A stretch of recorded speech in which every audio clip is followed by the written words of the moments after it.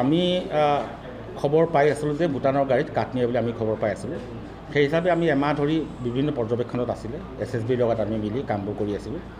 কিন্তু কালি ৰাতি আমি খবৰ পালোঁ যে ভূটানৰ ৰেজিষ্ট্ৰেশ্যনৰ গাড়ী এখনে আমাৰ দাঁতগিৰি অঞ্চল, ভূটান সীমাত আপোনাৰ দেৱদাঙী অঞ্চলৰ পৰা জংঘলৰ পৰা কাঠ লোড কৰি থকা অৱস্থাত খবৰ পালোঁ। ইতিমধ্যে SSB আহি পেলাই জেগাটো ঘেৰাও কৰি থ'লে আৰু আমি যিহেতু ইণ্টাৰনেশ্যনেল কথা, আমি ৰাতিপুৱা 4টা পোহৰ হোৱাৰ লগে লগে আমি কাৰেক্ট কৰিবলৈ সক্ষম হয়। তাত কোনো মানুহ আমি নাপালোঁ। কাঠৰ পৰিমাণ প্ৰায় 300-400 চিফ্টিতকৈ ওপৰ হ'ব। এতিয়া আমি হিচাপ কৰিম, প্ৰায় 4-5 লাখ টকাৰ মূল্য হ'ব। আৰু আমি সন্দেহ কৰিছোঁ যিহেতু ভূটানৰ গাড়ী শ ভূটানৰ গাড়ী বাংলাদেশলৈ শিল ছাপ্লাই দি আছে বা ভাৰতৰ বিভিন্ন ঠাইলৈ শিল পাথৰ ছাপ্লাই দি আছে, গতিকে এইটো বাংলাদেশতো যোৱাটো আচৰিত কথা নহয়। সেইকাৰণে আমি এই ক্ষেত্ৰত যথেষ্ট পৰ্যবেক্ষণ কৰা হৈছে। আমাৰ ইণ্টেলিজেঞ্চ ইউনিটবোৰ ঘূৰি আছে যাতে এনেকুৱা ধৰণৰ কাম আমি বন্ধ কৰিব পাৰোঁ।